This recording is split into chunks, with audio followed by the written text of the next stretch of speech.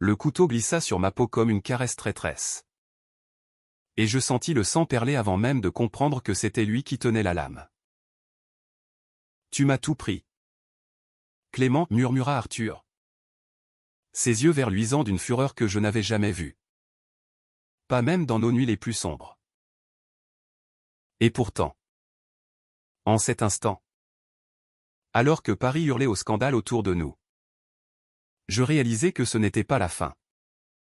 Mais le début d'une chaîne invisible qui nous liait à jamais. Les rues de Paris bruissaient d'un automne précoce. Ce genre d'automne où les feuilles jaunissent trop vite. Comme si la ville elle-même pressentait les tempêtes à venir. J'étais Clément Moreau. 32 ans. Critique d'art pour Le Monde.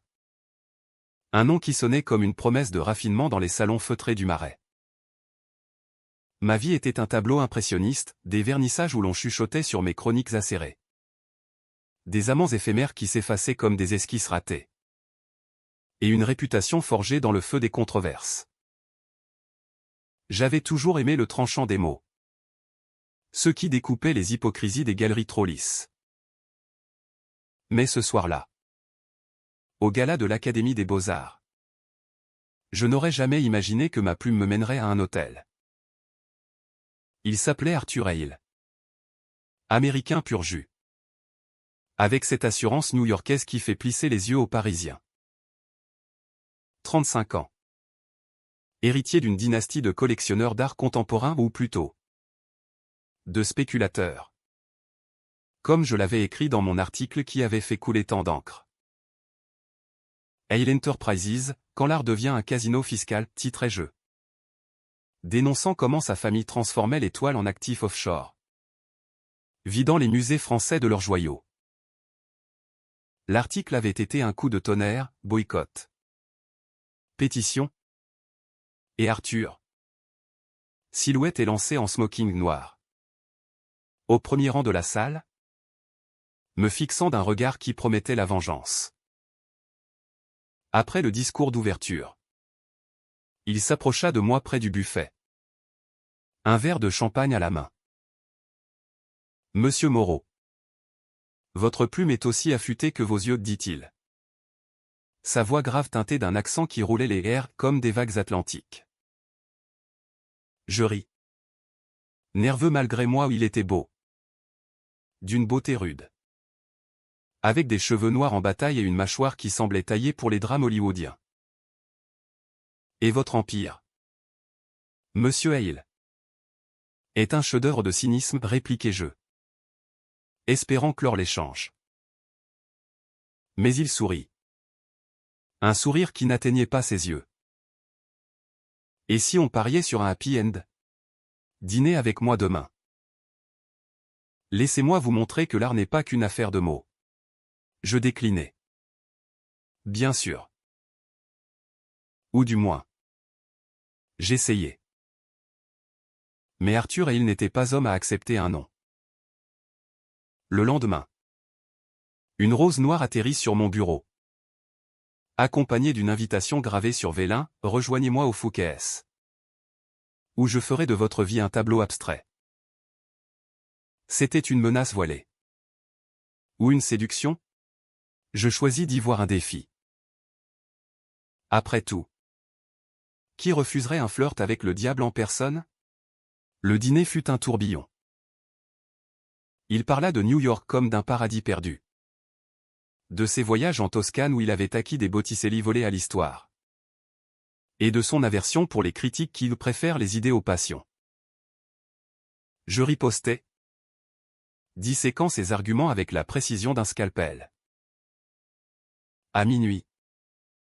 Alors que nous marchions le long des Champs-Élysées. Il m'arrêta sous un réverbère. Épousez-moi. Clément. Les mots tombèrent comme une guillotine. Je crus à une blague. Un de ces paris fous entre rivaux. Pour ruiner ma réputation? Ou la vôtre, demandai-je. Le cœur battant. Il rit. Bas et rauque. Pour la nôtre. Imaginez le scandale, l'héritier yankee et le critique français. Paris en perdrait la tête. C'était absurde. Et pourtant, dans l'air chargé d'odeurs de châtaigne grillée, je sentis une étincelle. Nous étions deux solitaires dans une ville de couple. Deux âmes blessées par des familles qui nous avaient rejetés pour nos inclinaisons. Mon père, un notaire de province, m'avait renié après mon coming out à 18 ans, Arthur. Lui, avait fui un père homophobe qui préférait les fusées de Wall Street aux amours interdites. Le mariage homosexuel était légal en France depuis 2013. Mais pour nous, ce serait une révolution personnelle. Ou une catastrophe. Les semaines suivantes furent un vertige. Arthur m'emmena à Giverny, où les nénuphars de Monet dansaient sous un soleil timide. Et nous parlâmes jusqu'à l'aube de nos peurs les plus intimes. Il confia son enfance dans un penthouse de Manhattan. Entouré de nounous qui remplaçaient l'affection, je lui avouai mes nuits solitaires dans un atelier du quartier latin. Peignant des nus masculins que personne ne verrait jamais. Tu es mon chef-d'œuvre inachevé, murmura-t-il un soir. Ses lèvres effleurant les miennes pour la première fois.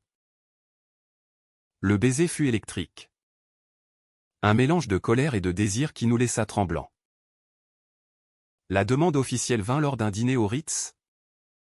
Avec un anneau en or blanc gravé d'un verre de Rimbaud, j'ai embrassé l'aube d'été.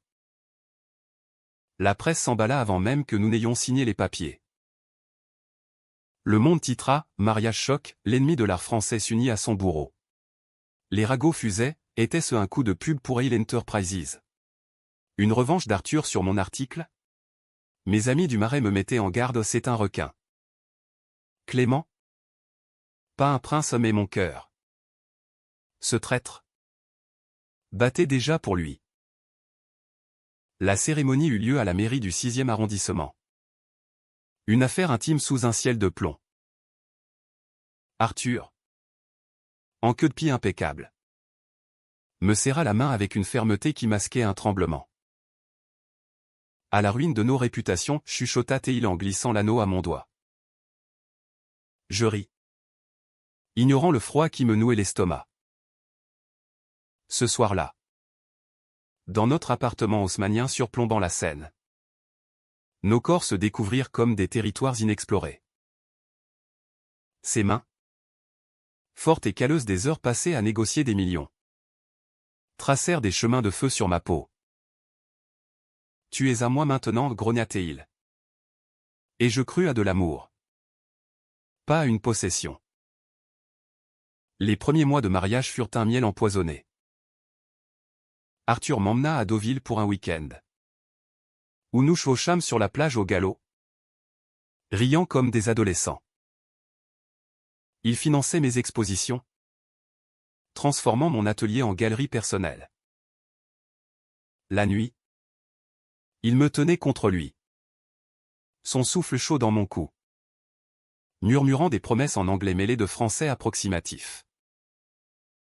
Je t'aime, Clément.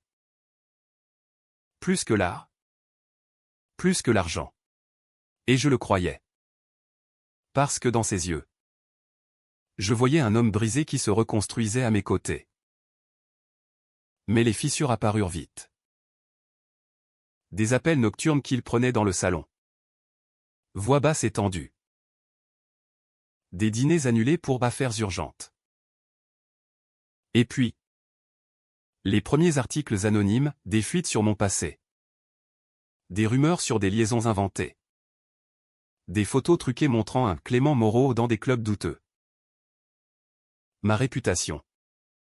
Cette armure si chèrement forgée, se fissurait. C'est la jalousie des rivaux, me dit Arthur, me serrant dans ses bras. Laisse-moi m'en occuper. Et il le fit. Avec une efficacité glaçante, les fuites cessèrent. Mais un doute s'insinua. Serpent venimeux dans notre paradis. Un soir d'hiver. Alors que la neige saupoudrait les toits de Montmartre. Je trouvai une lettre dans son bureau. cachetée d'un sceau de Hale Enterprises. Elle contenait un mémo, objectif, discréditer Moreau publiquement via mariage. Délai, 6 mois. Impact sur actionnariat, plus 15% via scandale artistique. Mon sang se glaça. Arthur m'avait épousé pour me détruire. Pour venger l'article qui avait fait chuter les actions de sa famille. Tout n'était qu'un piège. Un contrat froid comme le marbre de la place Vendôme. Je le confrontais cette nuit-là. La lettre tremblant dans ma main. C'était pour ruiner ma réputation, hurlai-je. Les larmes brûlantes. Il pâlit. Puis son masque tomba. Oui. Au début. Mais maintenant. Sa voix se brisa. Et il s'agenouilla. Me suppliant de le croire. Je t'aime, Clément. Vraiment. Mais les mots sonnaient faux. Écho d'un mensonge trop profond. Je partis, errant dans les rues gelées. Le cœur en lambeaux. Paris. Ma ville bien-aimée. Me semblait soudain un labyrinthe de trahison. Les jours suivants furent un brouillard de douleur. Un exil intérieur dans l'appartement que nous partagions encore. Arthur tentait de réparer. Avec des gestes maladroits, des bouquets de lys déposés à l'aube sur la table de la cuisine.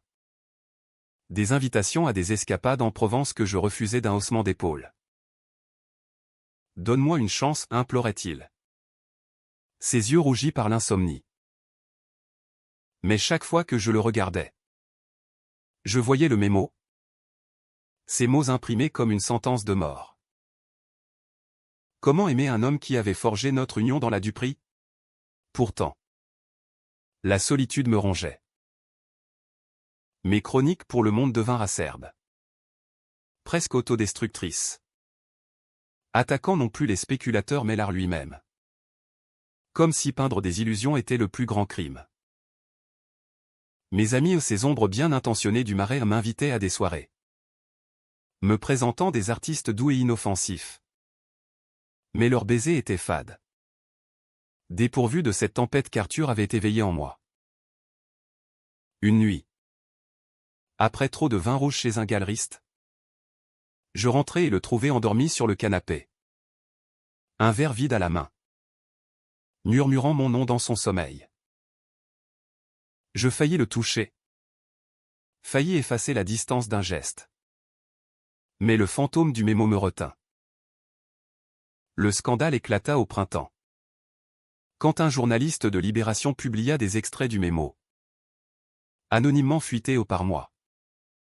Dans un acte de vengeance impulsive. Les titres hurlèrent, mariage truqué, l'héritier et il avoue la manipulation. La presse assaillit notre porte. Flash crépitant comme des coups de feu. Arthur disparut 2 jours. Réapparaissant avec un communiqué, le mariage est réel. Les rumeurs sont fausses. Clément est mon amour. Mais les dégâts étaient faits. Hale Enterprises perdit des millions, mon nom. Synonyme de traîtrise. Fut traîné dans la boue. J'étais le cocu de Paris. Le jouet brisé d'un Américain sans scrupules. Dans la tourmente. Nous nous raccrochâmes l'un à l'autre par nécessité. Les nuits étaient des champs de bataille, disputes violentes où les mots volaient comme des éclats de verre. Suivis de réconciliations fiévreuses. Corps entrelacés dans une danse de haine et de désir. Pourquoi moi, demandai-je un soir. Après qu'il m'eut aimé avec une urgence désespérée. Il s'immobilisa. Son front contre le mien. Parce que ton article m'a frappé en plein cœur. Pas l'entreprise. Moi. Tu as vu clair en nous. En notre hypocrisie. Et j'ai voulu te détruire pour ne pas affronter ça. Ces aveux étaient des catharsis. Des confessions arrachées au creux de la nuit. Lentement. Je sentis la glace fondre. Arthur n'était pas un monstre, il était un homme terrifié par l'amour. Élevé dans un monde où les sentiments étaient des faiblesses à monétiser. Nous décidâmes de fuir Paris. Cette fournaise de jugement. Direction la Côte d'Azur. Où le sel de la Méditerranée lave les péchés. À Nice. Dans une villa perchée sur les falaises d'Aise. Nous recommençâmes. Pas de mariage. Pas de contrat, juste deux âmes nues face à l'horizon. Arthur peignait pour la première fois. Des toiles abstraites au bleu profond. Inspiré par mes leçons hâtives. Regarde. C'est toi, dit-il en me montrant un chaos de traits, un tourbillon de vert et de noir. Comme ses yeux dans la tempête. Je ris. Et pour la première fois depuis des mois. Ce fut un rire pur. Mais le passé est un chien fidèle, il nous rattrapa sous forme d'un appel de New York. Le père d'Arthur. Ce patriarche impitoyable aux tempes grisonnantes. Exigeait son retour. Liquidation des actifs français. Et divorce-le. Ce Français qui nous a coulés. Arthur raccrocha. Blême. Et je vis la faille en lui, l'héritier contre l'homme. Viens avec moi, proposa-t-il. Affronte-les à mes côtés. J'hésitais. New York? La ville qui avait forgé son armure de fer? Mais l'amour? Ce fou? Me poussa en avant. Nous embarquâmes pour l'Amérique. Laissant Paris en suspens. Comme un tableau inachevé. Manhattan nous avala avec sa voracité habituelle, gratte-ciel hérissé comme des lances. Rue grouillante de ambition. Le Penthouse familial. Au sommet de la Trump Tower, ironie du sort. Était un mausolée de marbre et de verre. Le père. Édouard Hale. Nous reçut dans son bureau. Flanqué d'avocats au sourire carnassier. Tu as ruiné la famille pour un caprice gai, cracha-t-il. Ignorant ma présence. Arthur se dressa. La voix ferme pour la première fois. C'est l'amour, père. Pas un caprice. Et Clément et ma famille maintenant. Le silence qui suivit fut assourdissant, Édouard balaya les papiers d'un revers de main. Feignant l'indifférence. Mais je vis la fissure dans son empire, un fils qui choisissait l'humain sur l'or. Les semaines à New York furent un apprentissage mutuel. Arthur me guida dans les galeries de Chelsea. Où l'art criait sa rébellion, je l'emmenai dans les bars de Greenwich Village. Vestige des émeutes de Stonewall. Où les histoires d'amour queer se racontaient autour de bières tièdes. Une nuit. Sous les néons de Times Square. Il m'embrassa au milieu de la foule anonyme. Ici, personne ne nous juge, murmura-t-il. Mais nous savions que c'était faux, les tabloïds yankees. Plus voraces que les nôtres. Déterraient nos secrets. Titrant sur le scandale transatlantique. Pourtant, dans l'intimité de notre chambre d'hôtel, nous tissions un cocon, lecture de Whitman à voix haute. Promenade main dans la main le long de l'Hudson. Où le soleil couchant peignait le fleuve en or. De retour en France. L'été nous trouva changés. Arthur avait vendu ses parts dans Hale Enterprises. Un geste radical qui fit les gros titres, l'héritier renonce à l'Empire pour l'amour. Mon propre retour fut plus doux, une exposition solo au Centre Pompidou.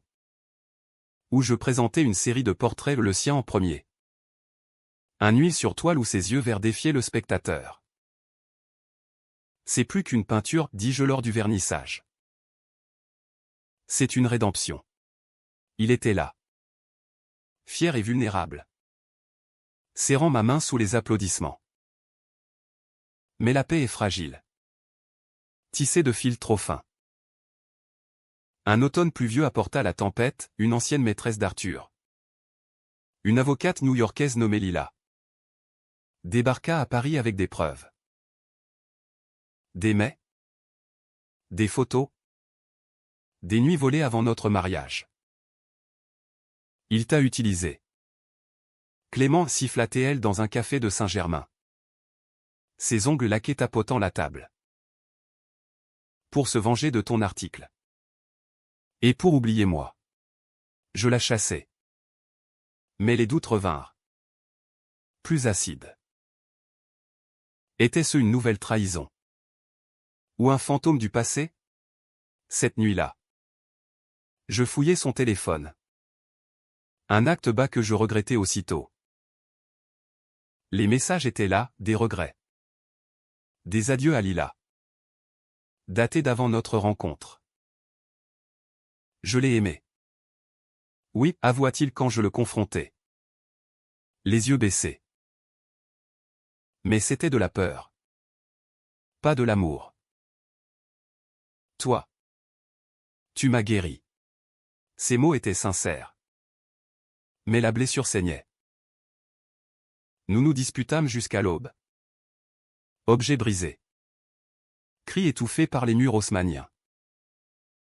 Par si tu veux, lança-t-il enfin. Brisé. Mais sache que sans toi, je ne suis rien. Je ne partis pas. Au lieu de cela, je choisis la vérité nue, une thérapie de couple chez un psychologue du 5e. Où nous disséquâmes nos âmes comme des toiles endommagées. Arthur parla de son père. De cette enfance volée, je confiai mes peurs d'abandon.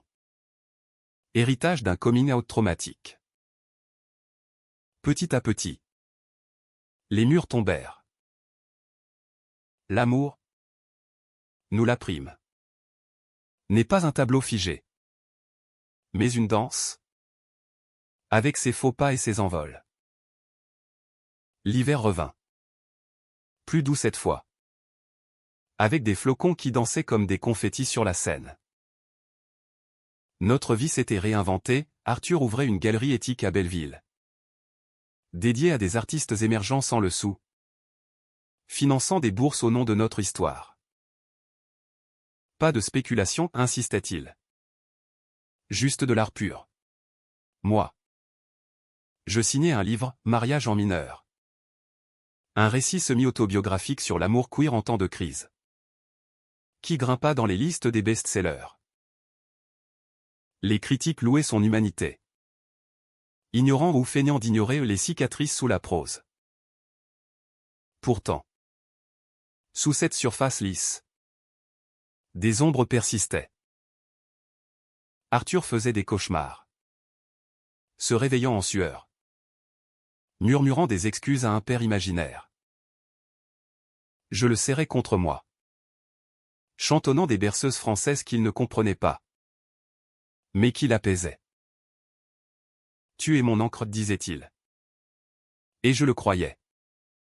Car nos corps parlaient un langage plus vrai que les mots, des nuits où nous explorions l'un l'autre avec une tendresse nouvelle. Lente et profonde. Comme si chaque caresse effaçait une couche de trahison. Le vrai test vint au printemps. Lors d'un voyage à Bordeaux pour une dégustation de vin ou une escapade pour célébrer notre premier anniversaire. Malgré le chaos. La vigne s'étendait à perte de vue. Lourde de promesses. Et nous marchions main dans la main parmi les rangs. Riant de nos maladresses au domaine. Mais au dîner. Sous les guirlandes lumineuses d'une terrasse. Un appel de New York brisa l'illusion. Edward Hale. Mourant d'un cancer fulgurant. Réclamait son fils au chevet. Il veut des regrets, traduisit Arthur. La voix étranglée. Et un pardon que je ne lui dois pas. Le vol de retour fut un silence pesant. Nos doigts entrelacés comme un serment muet. À l'hôpital de Manhattan.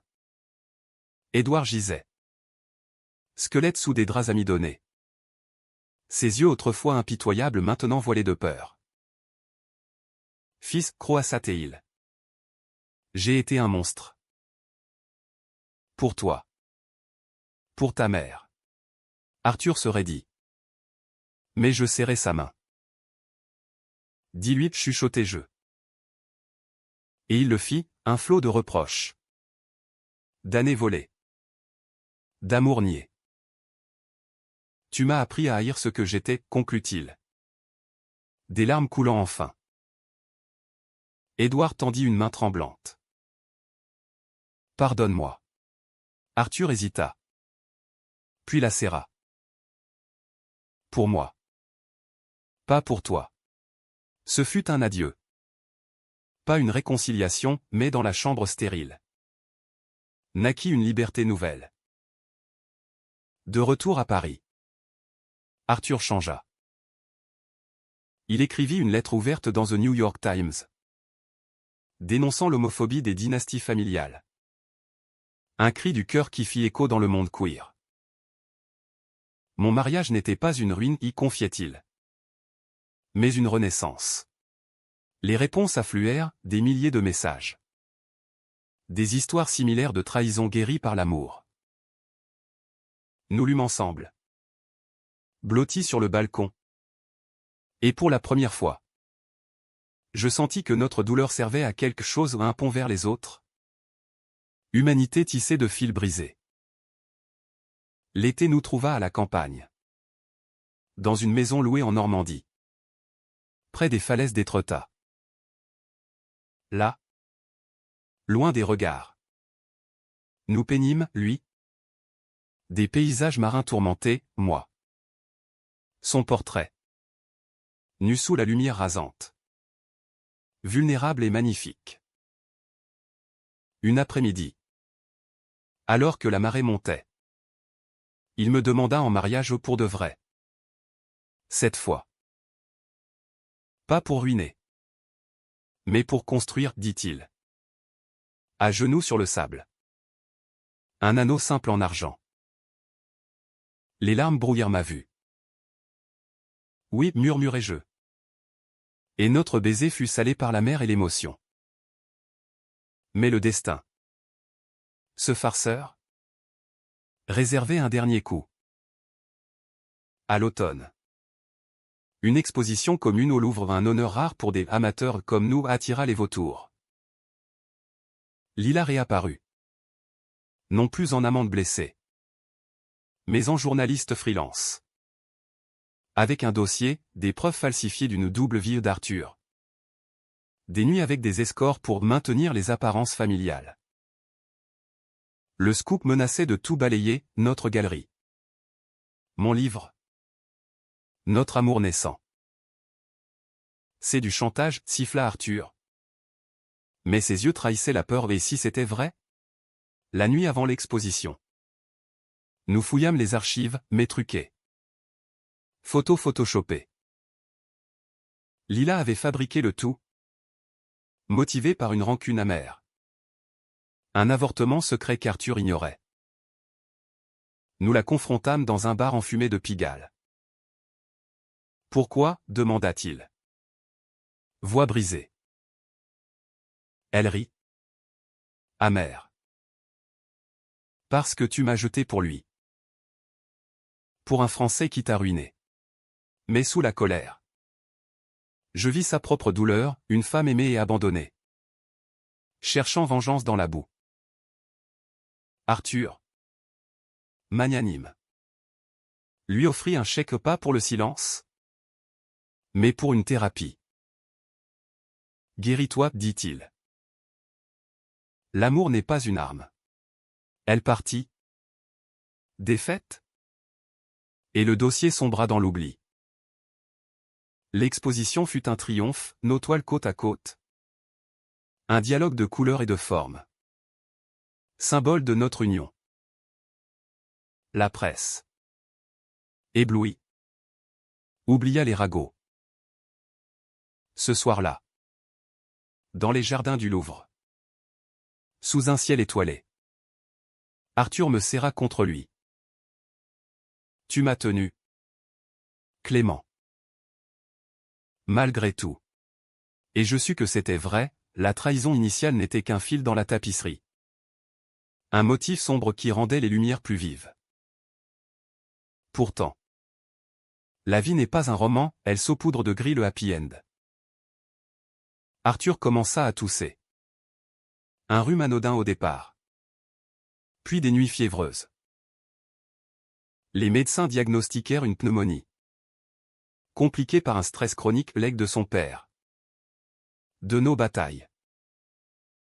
Je veillais à son chevet. Lisant des poèmes de Verlaine. Mes doigts dans les siens. Ne me lâche pas, murmurait-il. Jamais, promettais-je. Le cœur serré. La maladie d'Arthur transforma nos jours en une horloge de sable. Chaque grain une piqûre de rappel, l'amour est éphémère. Mais profond. À l'hôpital Necker. Au milieu des blouses blanches et des bips monotones. Nous parlâmes de tout et de rien, de nos rêves d'enfance.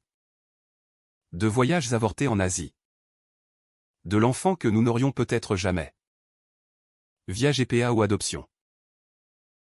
Et si on adoptait un chiot d'abord, plaisantait-il. Faible mais espiègle. Je riais.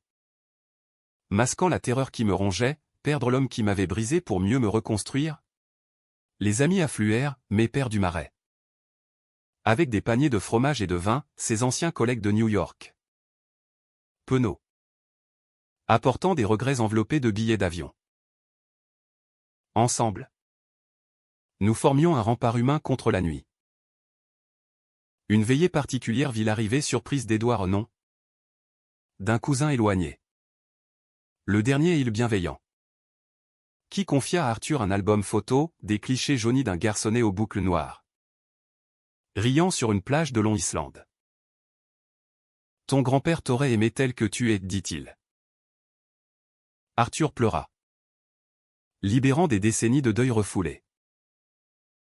La guérison fut lente. Un marathon de chimio et de repos. Ponctué de rechutes. Je quittai le monde temporairement. Pour écrire à son chevet, des nouvelles courtes. Inspirées de nos nuits. Publiées dans Télérama sous le titre Amour en suspens. Elles parlaient d'hommes ordinaires aimant contre vent et marée. Et touchèrent une corde sensible où des lettres affluaient. Des histoires de couples queer luttant contre l'invisible. Arthur. Lisant les brouillons. Souriait faiblement. Tu rends notre douleur belle. Clément. C'est ton don. À l'été. Quand les médecins autorisèrent une sortie. Nous partîmes pour les Alpes. Dans un chalet isolé près de Chamonix. L'air pur des montagnes. Chargé de pain et de glace. Opéra sa magie. Arthur reprit des forces. Randonnant avec moi sur des sentiers étroits. Nos souffles haletants se mêlant au vent. Une après-midi. Au sommet d'un pic. Face à un panorama de pics enneigés. Il s'agenouilla à nouveau. Épouse-moi.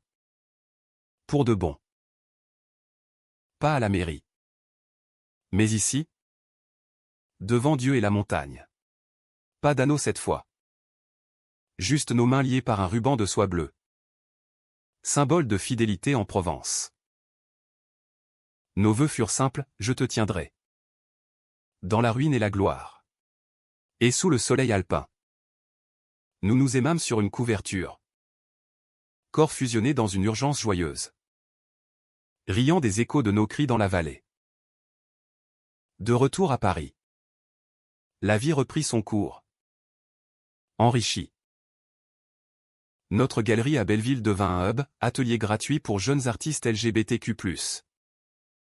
Exposition thématique sur l'amour interdit. Arthur. Guéri mais marqué ou une cicatrice discrète sur la poitrine. Se lança en politique locale.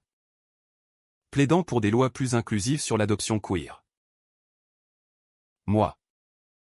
Je signai un contrat pour un film, adaptation de mon livre par un réalisateur français. Avec nous comme consultant. Hollywood à Paris, ironisa Arthur. Le comble du kitsch. Mais ses yeux brillaient d'un espoir neuf. Pourtant. Les ombres ne disparaissent pas, elles mutent. Un jour d'automne pluvieux. Un mail anonyme atterrit dans ma boîte, des photos d'Arthur. Récentes.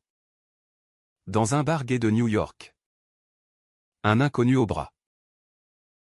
Mon cœur s'effondra, une rechute dans la trahison. Je le confrontais ce soir-là. Les images tremblant sur l'écran. C'était une soirée d'anciens collègues, expliqua-t-il. Pâle. Rien de plus. Mais si tu doutes. Sa voix se brisa. Et je vis, ce n'était pas de la culpabilité, mais de la peur. Nous parlâmes jusqu'à l'aube, disséquant les insécurités ou les miennes.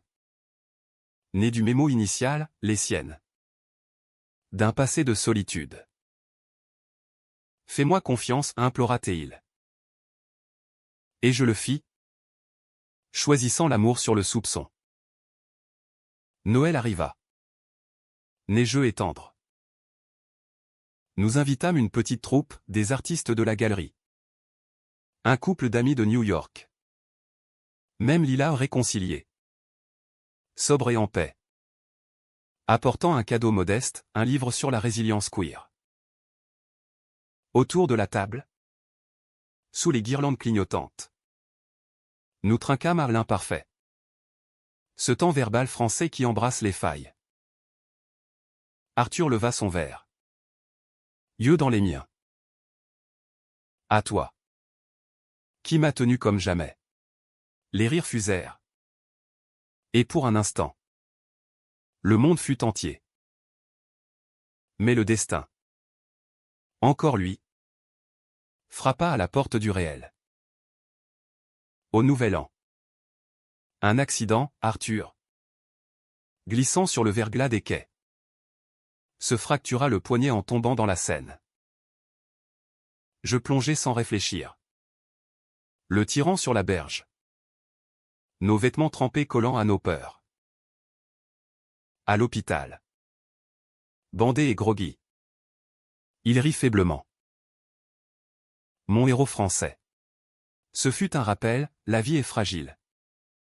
Un fil tendu sur l'abîme. Dès lors, nous vivions plus intensément, voyage spontané à Lisbonne. Où les azuléjos bleus inspiraient de nouvelles toiles, dîners improvisés avec des inconnus dans des bistrots de Bastille. Partageant des histoires d'amour conquis. Un soir de printemps. Lors d'une promenade au jardin des Tuileries. Arthur s'arrêta près d'une fontaine. Et si on adoptait, lança-t-il. L'air espiègle. J'éclatai de rire. Un enfant? Avec nos vies de bohème? Mais l'idée germa. Semence d'avenir. Nous entamâmes les démarches, formation. Entretien. Un parcours semé d'embûches pour un couple non conventionnel. Chaque refus nous endurcissait, chaque espoir nous unissait plus. L'été nous vit voyager en Italie.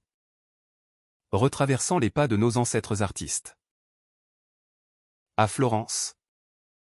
Devant la David de Michel-Ange. Arthur murmura, comme nous, imparfait. Mais debout. Nos nuits toscanes étaient des poèmes charnels. Corps enlacés sous des draps de lin. Explorant les courbes de l'autre avec une révérence nouvelle. Tu m'as sauvé, confia-t-il un matin. Alors que le soleil filtrait par les volets. De moi-même. De retour. La nouvelle tomba, une grossesse via GPA en Californie. Un petit garçon aux yeux verts comme son père. Arthur Junior. Taquiné-je. Non. Clément et Ilmoro, corrigea Théil. Ému. Les mois suivants furent un tourbillon, échographie virtuelle. Chambre préparée avec des mobiles d'oiseaux en papier. Et dans l'attente, notre amour s'approfondit. Un lac calme après la tempête. L'automne 2025 enveloppa Paris d'une lumière dorée. Comme un au revoir doux avant l'hiver. Notre fils, Elias, a un compromis entre nos deux cultures. Arriva par avion depuis Los Angeles. Minuscule paquet de 9 mois aux boucles sombres et au sourire conquérant. Le jour de son arrivée à Orly, Arthur pleura en le prenant dans ses bras. Un sanglot primal qui fissura son armure d'Américain. « Il est parfait, murmura-t-il. Et je hochai la tête. Le cœur gonflé, nous, les traîtres rédimés, étions devenus pères. Les premiers mois furent un chaos béni, nuit blanche rythmée par des pleurs. Journée de rire dans notre appartement réaménagé. Avec un berceau suspendu près de la fenêtre sur la Seine. Arthur, en congé sabbatique de la galerie, se révéla un père intuitif, berceuse en anglais matinée de français.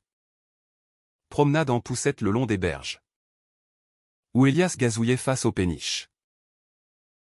Moi, je jonglais entre écriture et couche, publiant des essais sur la parentalité queer dans le Figaro, plaidant pour un monde où l'amour n'a pas de genre. Bien sûr, les défis affluèrent. Les ragots ressurgirent, les îles Moreau, un cirque familial. Et Elias attira les curieux. Flashs indiscrets lors de nos sorties au Luxembourg.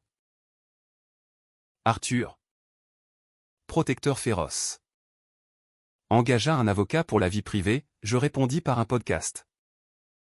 Amour en famille, où nous interviewions d'autres parents LGBTQ+, tissant une communauté invisible. Lila réapparut comme une amie improbable. Devint marraine d'Elias. Son cynisme adouci par des peluches tricotées main. Un soir d'hiver, alors qu'Elias dormait enfin, nous nous retrouvâmes sur le balcon, vin chaud à la main, observant les lumières de Notre-Dame se refléter dans l'eau. « Rappelle-toi le début, dit Arthur. Sa main sur la mienne. Le couteau. Le sang factice, c'était une mise en scène pour te retenir. Je ris. Amèrement. Oui. Ce premier soir post-confrontation. Il avait simulé une menace pour m'empêcher de partir. Un acte désespéré qui avait scellé notre destin. Tu m'as tenu comme jamais, répliquai-je, citant le titre de notre histoire. Et nous nous embrassâmes. Tendrement.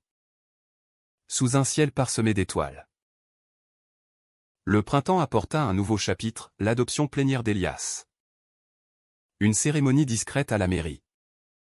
Avec nos amis comme témoins.